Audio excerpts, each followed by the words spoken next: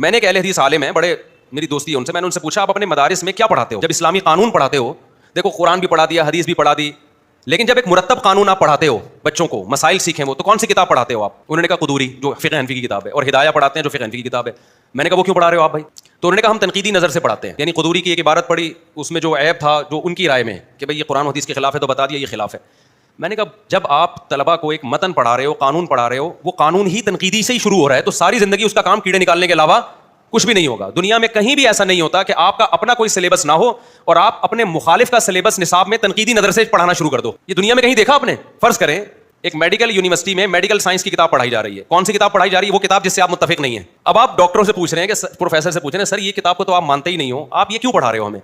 तो वो जवाब में कहें तनकीदी नजर से पढ़ा रहा हूं। तो आप कहेंगे सर आप पहले वो किताब पढ़ाएं जिस पे आपको तनकीद ना हो, जिसको आप सही समझते हो, फिर उसमें दरमियान में आप तनकीद करते रहें कि भाई ये असल तो ये है लेकिन फला किताब में गलत लिखा